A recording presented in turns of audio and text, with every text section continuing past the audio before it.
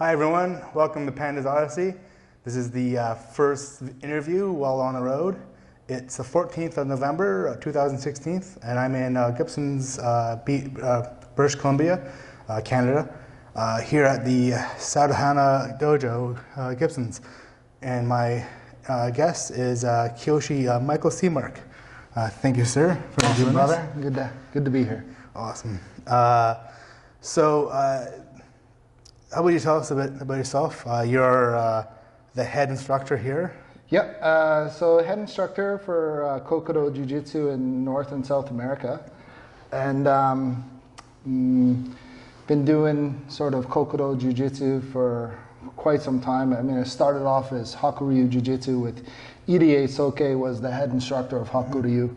And I was introduced to that when I was in my teens, and I was sort of first year in college, and I sort of got into it because at the time I was doing a lot of judo, a lot of wrestling, and aikido, and a really kind of Goshin style of jiu-jitsu. But I couldn't find any of that around when I moved to my college, so I ended up just kind of my landlady, who was like 78 years old at the time, she brought out an ad and she said, Jiu-Jitsu, Hakuryu Jiu-Jitsu, maybe you want to try it. And so I phoned this guy and went to the class, and he cranked on a wrist lock, and I was sold. So from that point, being years with him, and then he sort of retired, and I went on with his instructor, who was Sensei Michael J. LaMonica, who was sort of in charge of North and South America for Hakodenshin Ryu.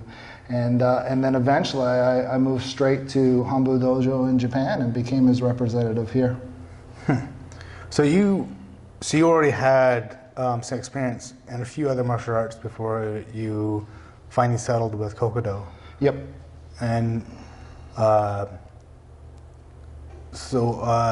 what kind of experience do you have with those? Well, growing up in my household, my dad was a police officer and an old school police officer.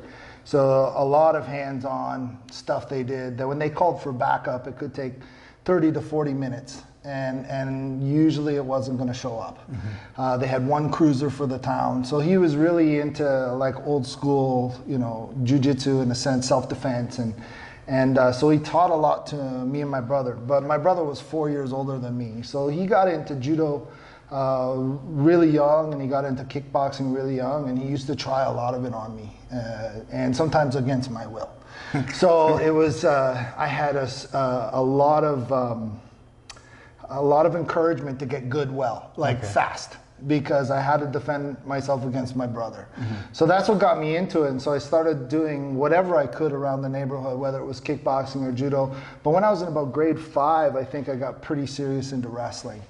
Okay. And then I did wrestling all the way up through, and I got into judo and aikido. Grade 6, I was doing some aikibudo or aiki jiu-jitsu. Mm-hmm. So it was along this stuff. It was always grappling based. I had gotten into some kickboxing, some Muay Thai in college, some Filipino martial arts, which I really loved. Mm-hmm. I loved the trapping. I loved the timing of it. I loved the space. And I love the combinations and the ideas between it all, muscle destruction and this and that.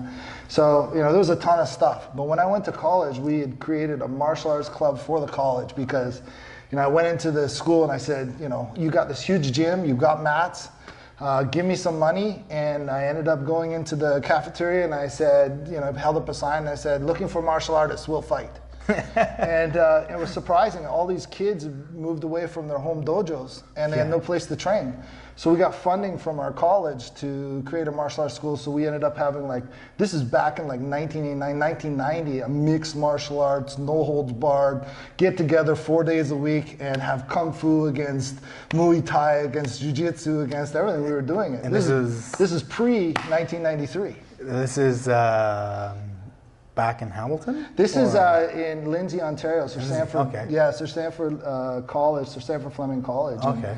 And I was going there for geology. So, but it was one of those things. It's just everybody was away from their dojos. Yeah. And we had this huge rec center with huge mats, and they ended up giving us like $5,000 to buy more stuff, buy pads, buy weapons, and we ran this club for like 4 years. Nice. I heard a similar club existing around that time in Ottawa. Yep. That was some of the old MMA pioneers, I guess, that were there training before it caught on. Yeah, I mean, one of our Shihans in Vancouver, Tyler Brousseau, he was from back east, and I think he trained in Toronto under Tom Sharkey, and this was an old style like Goshin Jiu-Jitsu, but that was Carlos Newton. He came from that school, and he was I think one of the first Canadian UFC champions. Yeah. So, I mean, it was around. There was a lot of guys, I think I was the first generation, or came out of that first generation where guys were cross-training. Mm-hmm. We were just like, everybody was kind of, knowing each other. Oh, you do Taekwondo? Can I go to your school and just jam? Yeah. And you'd invite me. And you'd be like, wow, that was awesome Taekwondo. Mm-hmm. And then someone else would bring you to the karate, or someone would bring you to Jiu-Jitsu. And once I got known as a Jiu-Jitsu guy, they were like, can you teach a couple of techniques? And, they would let you. It was really open time. So how did you get, after your experience with all those different arts, how do you decide just to settle down with Kokodo? I don't know if I just settled down, because Kokodo was it seemed like the caviar of martial arts. Yeah. It looked like I could study this for 100 years and still be pulling back the layers. But it was also in a way that it was like a slow chess game where it allowed me the foresight saying, I could do this for a long time. I can do this when I'm 90. And when I started meeting some of the Shihans in Japan, and they're 70 years old and they're moving gorgeously and phenomenal technique and still training vigorously at those ages, at 75 years old, I'm like, okay, I can see myself doing that. Whereas wrestling, I didn't see myself. Kickboxing, I knew I had a very limited amount of time. Yeah. And then I'd just be holding the mitts, and so it was the idea that I could practice this for a very, very long time. And I had a lot of injuries. I broke my tib and my fib in half. I broke my foot off. I've got ripped knees. I got elbows broken, collarbone broken. So, and this was early on from football and hockey and, this sort of stuff. So, I think early on, that's what attracted me to jiu-jitsu, was just some of these injuries. I had a hard time doing the more, I would say, acrobatic or athletic style martial arts. I just didn't see myself being able to do it forever. Whereas in Kokodo, as you see, it's very cerebral. It's, small angle changes. It's a thinker's game. And it's still jiu-jitsu in the sense that you can resist each other, but it's like that small little chess game. So I just saw myself as being able to do it for a long time. That's what made me settle on it. And training with Soke, my teacher, is just phenomenal. It's one of those guys you meet where you're like, those are the martial artists I read about or thought about when I was a kid. To have that ability, that soft touch where you're just, I don't know what you did. Like, how did you do that? It's not magic. He tells you it's not magic, but it feels like magic. Yeah. You do realize that's like the majority of the moves you do to me when I'm in your classes. I'm just stealing from my teacher, Soke Irie. That's what we all do. We're not creating much, but we're interpreting sort of. I can never become him. I can only try to emulate the feeling, the beautiful movement, and hopefully express it in my own way. But he's the dude, man. He is the guy. So since we've been talking a lot about Kokodo and the essence of the art, if you can just kind of explain to those that don't know what Kokodo really is. Kokokdo Jujutsu. Kokokdo Jujutsu is, it comes from a line. So Daito Ryu Jujutsu, Sokaku Takeda had many students, maybe 30,000 students in his enrollment books. And out of those, maybe 30 were soke deity or are certified as representatives to teach the art. And that's a very small percentage. Out of 30,000 students, 30 or maybe 25 guys were certified to teach. One of them was a fella named Ryoho Okuyama. And he kind of combined his medical knowledge of shiatsu, bone setting, and all this sort of stuff with the wrist locks, with the joint manipulation, and created Hakuryu. Soke Irie was the head instructor of Hakuryu, the headquarters, for 25 years.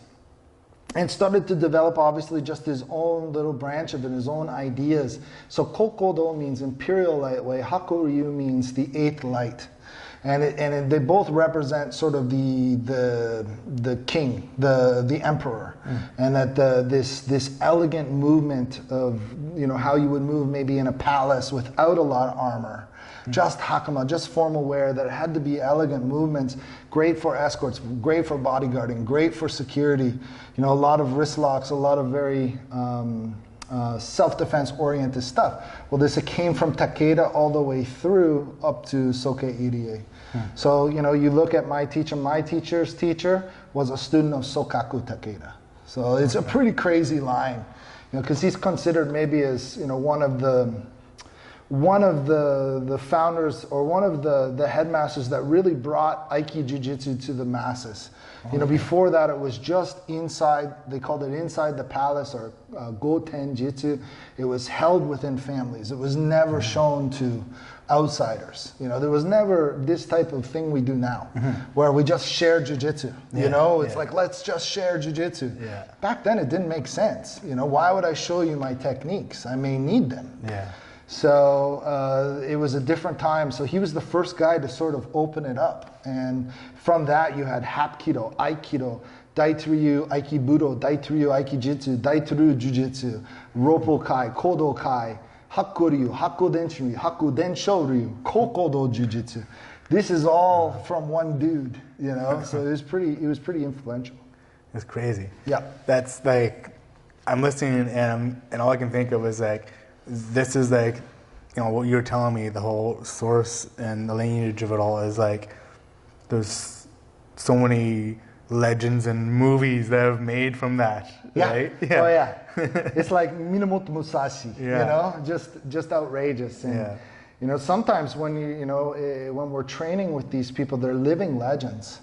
And, you know, we have to cherish it, because, you know, in 2 generations from now, or some of the little kids that are coming up in the dojo, they're only going to hear about these guys on the wall as legends. And we're experiencing some of these guys right now.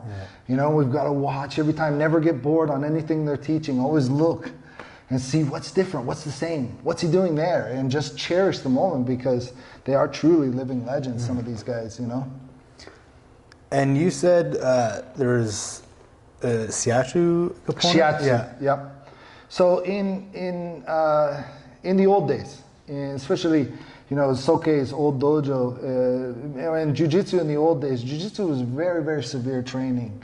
And you didn't just kind of come on a Wednesday night and then skip next week and, I got to rearrange my sock drawer and I can't show up. It was 5 days a week. It was severe training, and you were hurt and sore all the time. So after every class, they would apply shiatsu, Kapo, to restore the nerve highways, to release the muscles, to get the hormones flowing through the endocrine system, and just, you know, to repair the body a little bit. It's kind of like, you know, cryo now and you know, what they're doing in terms of this modern stuff. Well, you know, the Japanese Jiu-Jitsu, they were doing this back then because they needed it. So even Max Sebastian and you know, just the ability to sort of restore, you know, the blood quality, the head, everything, structural alignment, bone setting, some mild adjustments.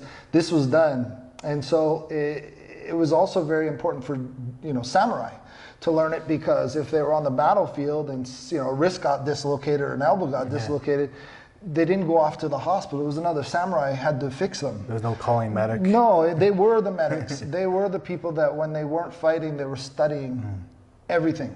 You know, and so they would study how to fix the body, how to reset a jaw, how to, you know, splint a broken leg.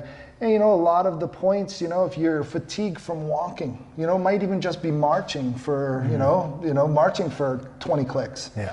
And so you do shiatsu so that you can march another 20 clicks. It was practical. So the you know, Jiu-Jitsu, you know, and shiatsu are hand in hand. My teacher Soke Irie says it's the same side. It's a different side of the coin. You know, you have Kapo and Sapo, that you have to learn how to destroy, you know, the body's ability to do harm, but you also have to be able to rebuild the body to have health. So, you know, Kapo is restoring, and Sapo is, hurting. So this was the old style of jiu-jitsu. And so Soke often says too, for true Budo, you have to be able to heal. If you only can hurt or you can only stop violence, that's not true Budo. You should be able to heal and better the people around your community. So in our style of jiu-jitsu, usually in Shodan, right away, you start to learn shiatsu. And as you go higher and higher up, you have to learn more and more shiatsu for each dan. And then by the time you're getting towards shihan, or fifth dan, 5th degree black belt, you have to study a lot of shiatsu. Because it's very similar, as you saw today, yes, of how to manipulate, the limbs and there's no death touches. That's not what we're doing, but we're able to create tension and make the body resistant for a negative outcome for the attacker. It's crazy stuff. Just to be a part of it and see it happen. I've seen you both do the classes as well as help out other students with shiatsu afterwards, and it's mind blowing. Just the way you can repair and hurt the body. Yeah, I mean it's the same though. But I mean, you look at a dog or you look at a child, and when the child's worried and the parent touches the child, they feel calmer. Yeah. So there's this exchange that happens, and I'm not sure we can ever explain it truly through science, but touch heals, and intention heals, and thought is a real thing. And it's beyond sort of just normal day science, but those are real things, and you can calm a dog down by petting it, and a dog can calm you down, and it's this exchange of energy that's undeniable, and that's why jiu-jitsu probably appeals to most people, because it's so sensitive to this energy, this contact, and a lot of times when we're rolling, it's not. Or we're doing jiu-jitsu, you're not feeling this anger or violence. It's much different than that, Yeah. Speaking of rolling, so yeah, you've gotten into Brazilian Jiu-Jitsu recently. Yep. Yeah. And that's some would say it's quite the different art, I guess, from Kokodo. But I find there's quite a few parallels. There is quite a few parallels. I mean, it's jiu-jitsu, right? And I think jiu-jitsu is jiu-jitsu, and styles are there for it's like any sort of theory or any sort of strategy or any sort of spirituality is it can reach certain people because certain people are able to hear it.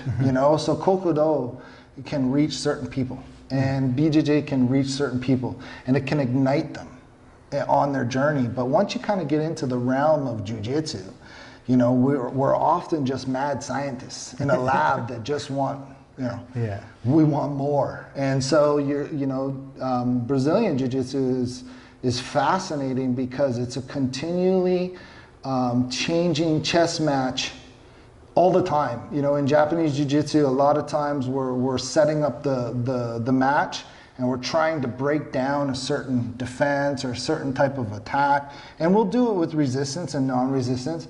But the avenues, almost like a D&D, like how many doors are in the room, and so you've got 2 legs, 2 arms, 2 shoulders, 2 hips. So many things are going on that it can be quite fascinating. So it's awesome that way. So how have you been, taking your knowledge from Kokodo and applying that to Brazilian? How surviving, survival. How has that been going? I mean, I've rolled with you a little bit, but I've heard so much from the other guys of how much of a different take you have on. I enjoy the details. So I enjoy. Like I said, I got a lot of injuries. I'm 45 years old. I've been doing martial arts for 35 years, and so for me, I'm always trying to look for that sweet angle, that golf swing, and I'm just like, that was awesome. Next time I slice it, but I'm always kind of looking for it. So. For me, it's not so much about trying to tap guys or anything like that. It's just trying to find that sense of being able to protect or escape or control or submit, but through, pure jiu-jitsu, that essence of technique. And I'm a big believer in technique. And I think as you get older, you start to believe in technique more. And in the beginning, I could do a lot of stuff in my beginning. I would do flying arm bars, flying everything. I can't do flying anything now, I can fly to San Diego through an airplane, but I can't fly. So that, that's sort of the take on it, But the other thing is that the neutralization and the understanding of space and angles and being able to move in a very small space and make tiny micro movements that we do in Kokodo, those tiny adjustments to angles, and you feel, got it? That's what I'm trying to bring to the Brazilian Jiu-Jitsu, instead of like huge, massive movements, these athletic movements. I'm trying to just, maybe shift a little and see if that helps a lot. And so I'm just experimenting. These guys are beasts in here, though, So kind of like reviving or refining the old school. Yeah, it's interesting. I kind of got introduced to BJJ back in the 90s, and then I kind of got introduced to it a little bit more through a friend of mine in Hakuryu. His name was Joe Hoffer. He's a black belt in BJJ now, but he's also a high-ranking Shihan in Japanese Jiu-Jitsu. Nice. I think he's with Renato Tavares, I think. Maybe that was original, and then he's moved on. I'm not sure, but he's he kind of got me into it. This was back in the 90s, and then I was doing a lot of law enforcement and bodyguarding. And I got into the law enforcement end of the Gracie stuff, and I had met with Hoyce maybe in 2000, maybe. Did some seminars with him and learned the law enforcement approach to it, which was super cool. And then just kind of dabbled. But then Ari, a good friend of mine, invited me out. Actually, let me backtrack. We came here, and I started training with these guys a little bit, and this was about 4 years ago. Maybe 4.5 years ago, and we were just kind of playing around a little bit, and then we started renting together, and we started to mingle more. And during that time, Ari invited me out to a seminar where he had Professor Pedro Sauer. That's where I met you. Yes. Yeah, and when I listened to him talk, and when I saw him move, and when I felt him move, and I'm like, he's doing Kokokdo Jujutsu. It was strange. It was almost like he was describing Brazilian Jiu-Jitsu. Yeah. But in a Kokodo way. And that really, really resonated with me. And that kind of really started me on that journey, to kind of dig more into this and see it, And but I still,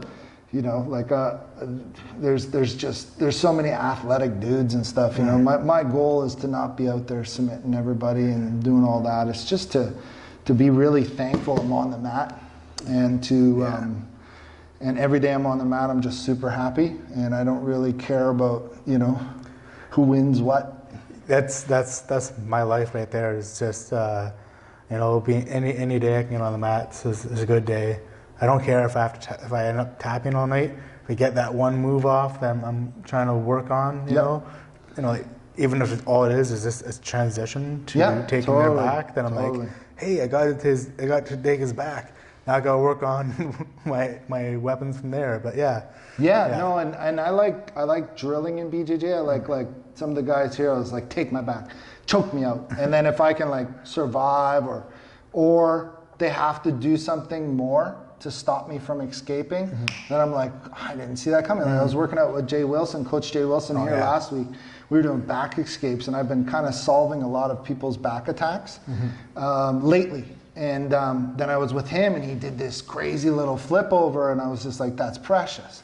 But being relaxed enough to be able to tape record that in my brain, whereas if I was truly fighting hardcore and using my brain as a muscle, you don't remember any of this stuff. Many a times in law enforcement security stuff, you'd ask someone when they're in the fight, well, what happened? I don't know, man. I just defended myself. Well, it's better if you can train in a way where you can go, man, what he did was he took his big toe and he took the nail on the inside of my calf and he spread my calf out. That's what I want. So I want people to, you know, sometimes do this stuff to me so I can learn it.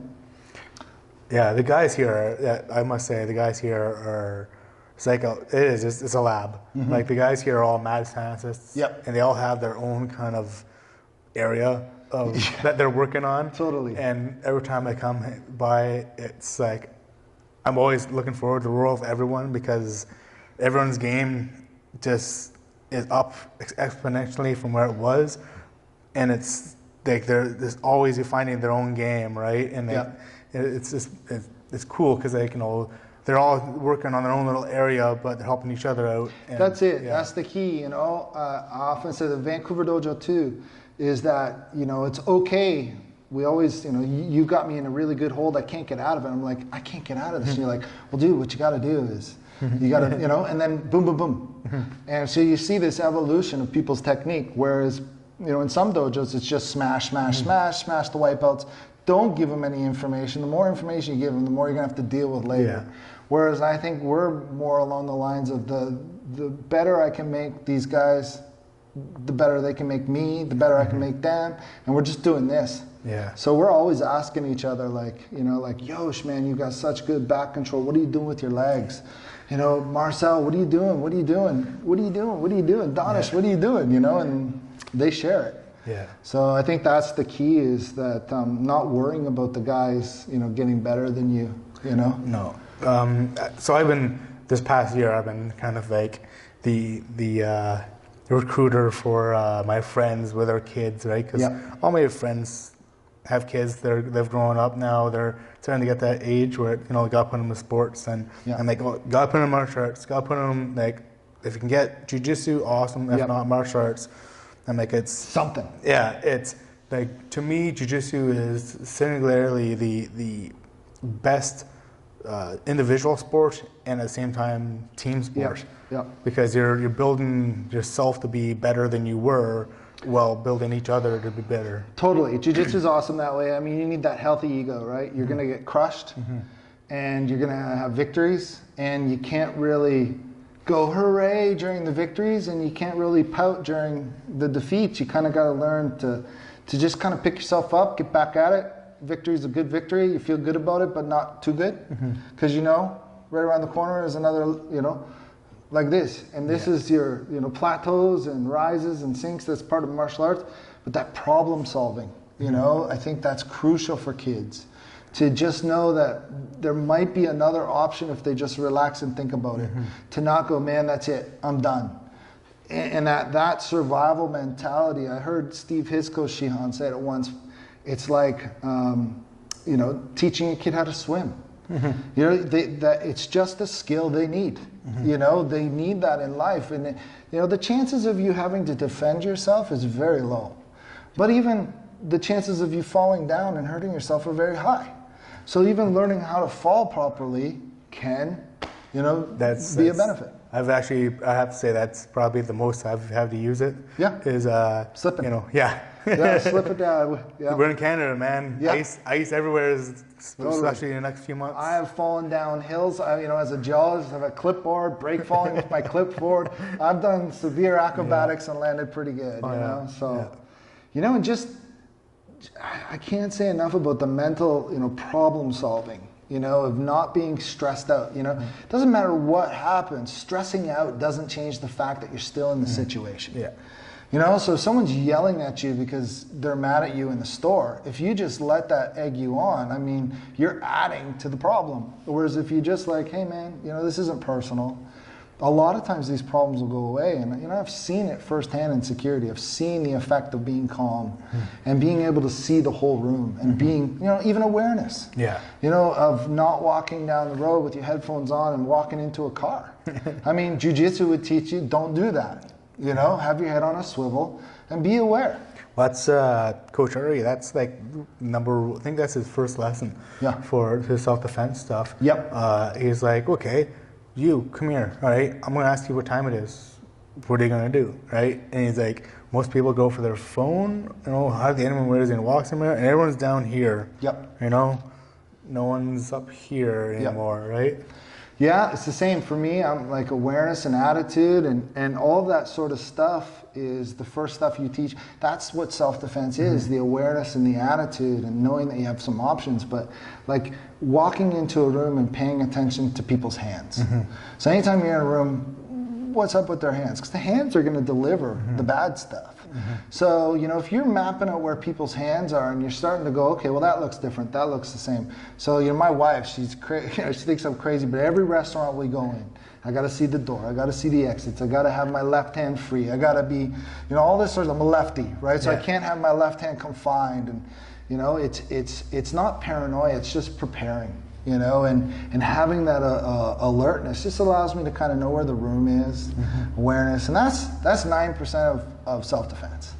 You know, if stuff has went really bad, you've missed the threat cues, you've missed all those things because you weren't paying attention, or you told yourself not to listen to them because, hey, I know this person, hey, you know, it probably won't happen, they probably won't do it, but you know, we've got to listen to those, you know, spider fingers and spider senses, and that's what it is, man. Well, what's that old legend, Wild Bill? Yeah. The one time he let his guard down and broke his rule of always seeing the door. Yep. He got shot. Yep. Yeah, it's a good rule. And my dad taught me that as a police officer back in the day. He's like always, you know, his thing was, listen, you know, a lot of times I'm in restaurants and I've arrested that guy and I've thrown that guy out of a bar and they might not remember, but they might. Yeah. So I want to see their eyes, I want to see their hands, I want to see the room, you know, and it's okay, hey, how you doing, you know, great, good. But, you know, I've had it happen where I was sitting in a tattoo shop and I'm sitting there and this guy walks in, he's looking at me, he's looking at me, he's looking at me, and I recognize him from my bouncer days. Yeah. And I know who he is. But sure enough, you know, the tattooist is like, you missed your tattoo 6 months ago. Where were you? To the guy. The guy's like, oh, I was in jail, man. I got popped, blah, blah, blah, blah, blah. And I'm sitting here looking at him, and he's looking at me. He can't remember who I am. But I knew who he was. Yeah. And if I would have just had head down, if he would have recognized me, he might have been upset. You know, you never know. And if you've got kids and you got a family, you got to be aware. You got to be aware. I've had a few times living in Toronto where people are eyeing me down and I recognize them. I'm like, why are they eyeing me down? And I don't know where they're from. Yep. And there was guys they recognized me from training back home on the base. You know, and then other guys, I actually thought I was going to get jumped at a bar one night, and ends up the guys were trying to figure out, they had a bet. So this was back when I had hair. I probably had hair back then too. I had my long hair and my big beard, and they had a bet on which Scandinavian country I was from. But I thought I was going to get jumped. These three guys are staring down at me. You know, and you could be the wrong guy. Yeah. You know, I've had people think, you know, you're that guy, and I'm like, I'm not that guy. You know, no, you're that guy, and I'm like, I'm not him. But they're convinced. Yeah. And so, you know, you could even just be the wrong guy, and someone wants to get into it with you. But, you know, that body awareness, learning how to stand and position and learning how to space, knowing where your exits are, knowing where cover, concealment is, opportunity to escape, opportunity of weapons of opportunity, whether it's a bag, chair, whatever. This is all part of your thinking, and it doesn't make you, paranoid. You know, when I'm on a plane, I count how many seats I am to the exit in case it's all smoky. Yeah. I do, right? But, you know, that's just part of the mindset of Jiu-Jitsu, where we are problem solving. That's what Jiu-Jitsu is about. It's not believing, well, that just will never happen. You know? So you, I guess it goes without saying that you're a firm believer of like the self-defense aspect too. Absolutely, yeah. And I've taught self-defense for many, many years. And when I was doing, you know, I did a lot of executive protection. I had special operation teams, and I ran a lot of stuff for the Olympics and this and that. And we would train our guys 80 to 90 hours a year on tactical stuff. And it could be, you know, how to do, you know, we'd be stuck in an elevator. You're attacked in the elevator. How do you get out of it? Of course, you always say don't engage when someone's got a knife. But what if you're unable? And this is happening. So it's better to at least go down that road. And so, yeah, you know, I'm a big believer in self-defense. And Kokodo is very beautiful and very elegant, but it has a whole Goshen side that most people just don't see because they don't stick around long enough.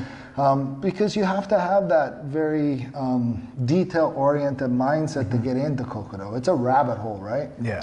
So, you know, self-defense, boom, boom, boom, it's pretty quick, pretty dirty. But, you know, it's like people will talk about fine motor skills or gross motor skills. The difference between fine motor skills and gross motor skills is repetition, to me. You know, because people say under stress you can't use fine motor skills. Well, it's not true, because if you have to drop a magazine or you have a misfire and you have to clear them, you got to put another magazine in, you got to, you know, acquire your sight. All of this stuff is... Yeah, and I've been taught that too, as well as I say, if you drill it enough, then it's no longer fine motor skills, right? But I don't know. I believe that, you know, that just because you remember it doesn't mean it's no longer fine motor skills. No, it's still fine motor skills. It's that repetition allows you to deal with the stress. Yeah. It's when, you know, it's like how many holster pulls do you need to observe the 30-foot roll? Yeah. 3,000. And that's a level 3 holster, right? Yeah. So, you know, 3,000 and you need 30 feet. So, and that's probably, you know, the average. Some people are failing that, some people aren't. Yeah, it's like, man, if you want to be able to, you know, pull your gun out under stress, you better practice that skill. If you want to pull your sword out, if you want to use your hands, and this is digits, that's fine motor skills, you know, and you might need to get your seatbelt undone. You might need to, you know, fine motor skills under stress. When I was working a lot with executive protection, you know, we did jobs with the Secret Service and all this sort of stuff. We would, you know, you have to be stressed out. Imagine rolling the car and having to get your seatbelt off and get someone else's seatbelt off. Yeah. And get them out. That's it. It takes stress training, but it's possible. It just, you have to train. The problem is most people don't do the training anymore. You know, so you're relying on tools versus a lot of training. But, you know, some places like, you know, in Europe, man, and in Asia, you look at how much tactical training in terms of hand-to-hand combat they're doing, you know, versus what we're doing in North America. And I think most police officers, like Ari, he's probably one of, like, how many guys do Jiu-Jitsu on his police force, right? You know, and he's probably the 1%. Yeah. You know, but who should be doing tons of hand-to-hand? Police officers. They just don't have the time. And it's kind of going back to Brazilian Jiu-Jitsu and all. Yep. It's kind of funny how there's such a wide gap between self-defense and sport, because really, if you look at the discipline of training for sport applications, the higher aggression and drilling of the moves over and over again to make it all just like muscle memory, which is great. But then also being, oh, this is, you know, we're doing this for competition, you know, it'll work if need be for self-defense, but we're going to skip over like controlling techniques and stuff because you can't use it in competition. Which to me is kind of weird. The two are so, because the mindset of them help with each other, but at the same time they're Yeah, no, I totally hear you, man. I mean, like I said, when we ran a security company and I was looking for guys to be on the advanced teams and looking for guys to be in the special operations, well, I used to ask what their training was. And sometimes guys would say, you know, no, I only did Taekwondo for 15 years, it's no good. I said, it is good, because you've learned how to deal with threat cues, and you know when someone's going to punch you in the face. This is important. You know, you've learned how to evade, you've learned timing, you've learned footwork. Don't criticize that so much. I mean, that type of training is, you know, and if you can just change the mindset a little, that's easy.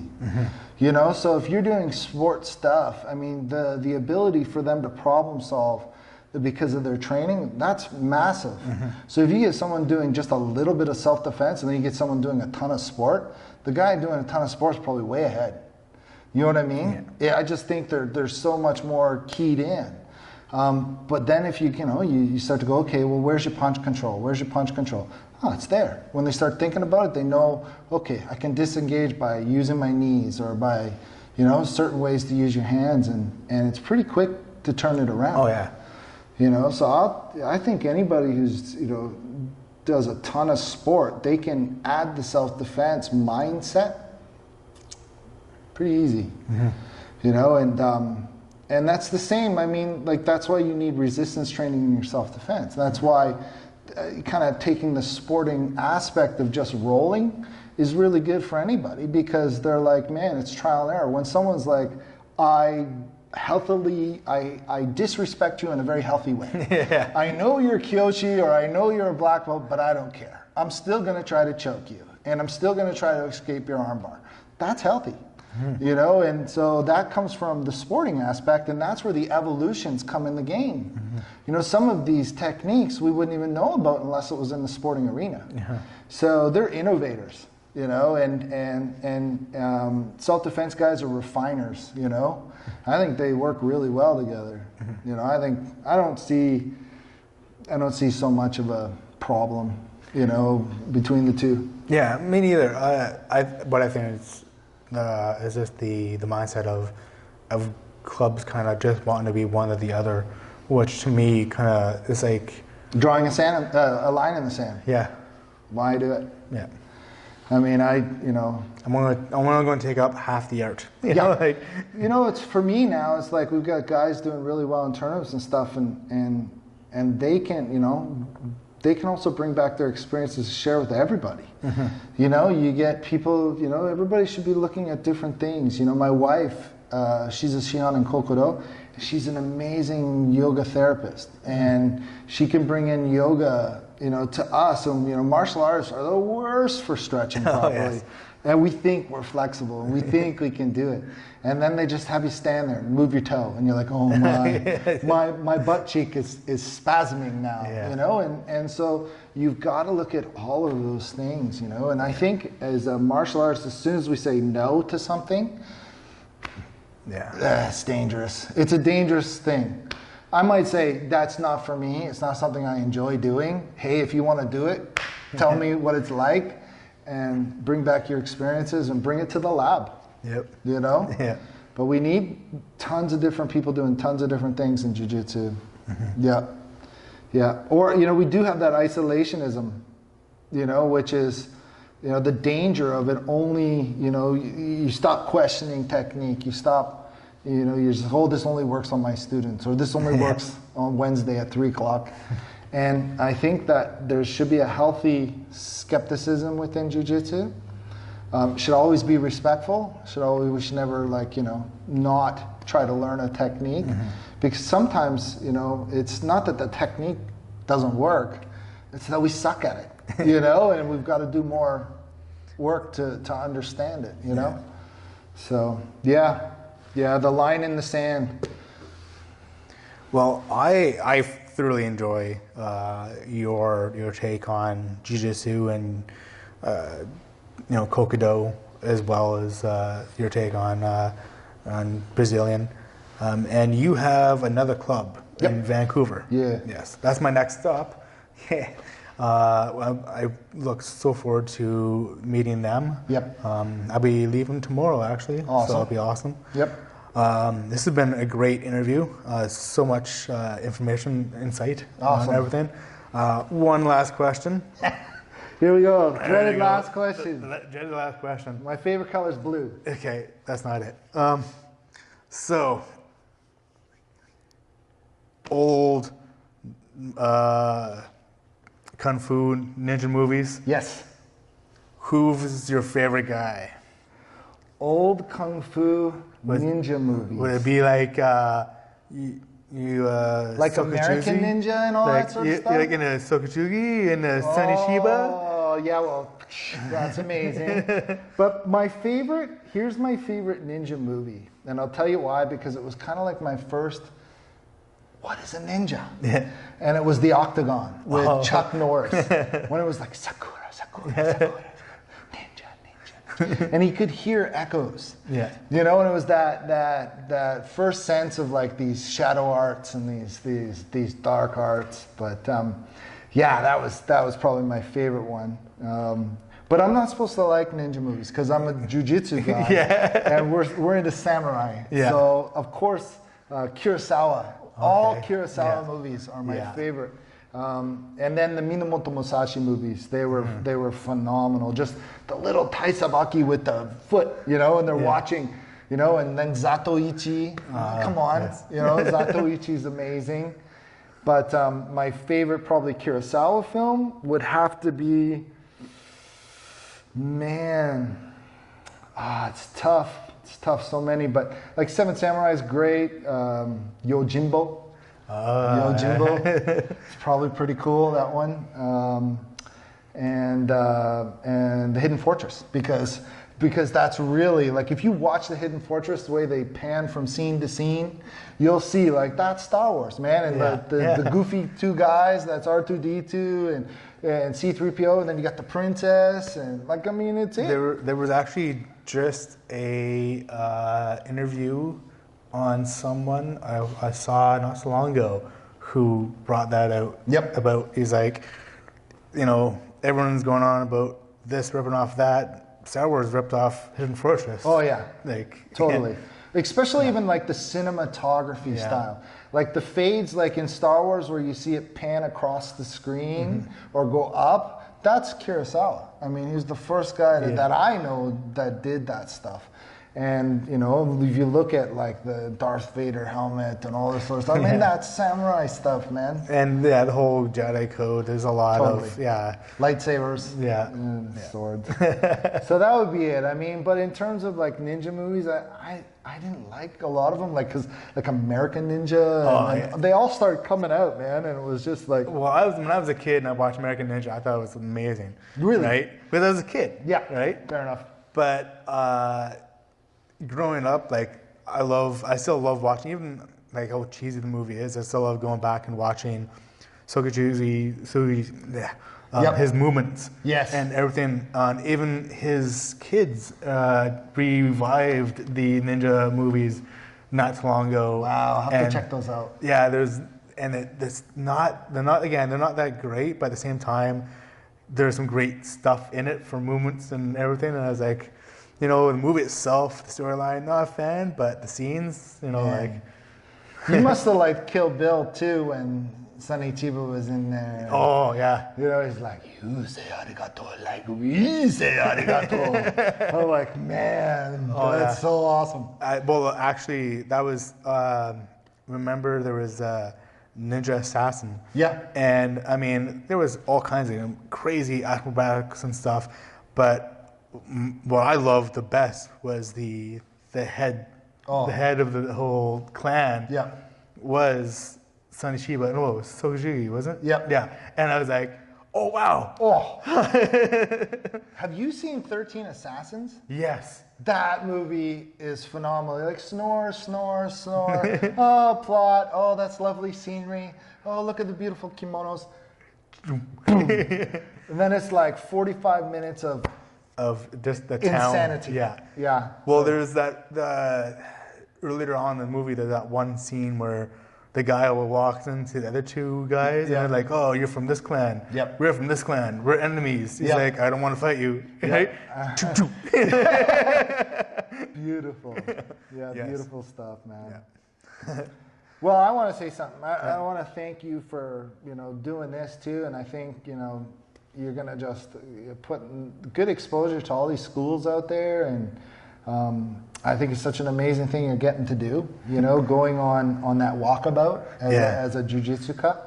Everybody, you know, heard about the old guys doing this. They just picked up and traveled. And it's, it's the jiu-jitsu pilgrimage. So, man, I just, you know, you're going to have such an amazing time, my friend. And, you're a great ambassador for what you're doing. So, well, it's I'm getting a little tingly hearing this. You know, like coming from you, you know, I really respect you. So hearing this from you is an honor. Oh, man. Thank you, sir. Thank you. Thank you. Thank you for doing this. This is having me here.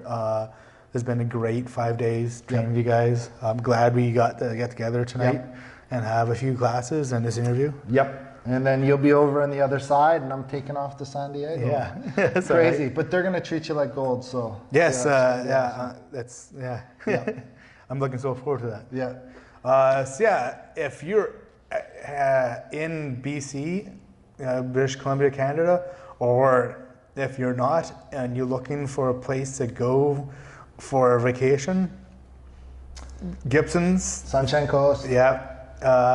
Vancouver, the Sadohana Dojo is in Gibson, Sunshine Coast, and we're also in Vancouver, right by the PNE, off of Hastings and Boundary. So, but you can get us at sadohana.com, and just shoot us a line, man. Shoot us an email and let us know who you are. We even have a spot on there that says, "Come visit us, tell us who you are, and we'll make you feel at home." Yeah, I'll have links up for the places. Check them out, man. I highly recommend dropping by these guys. They're so respectful, so welcoming, awesome place. Yep. Come see us. Yeah. Well, thank you again. Thanks, brother. And that's it for now. Until next time, see you on the mats. Woof.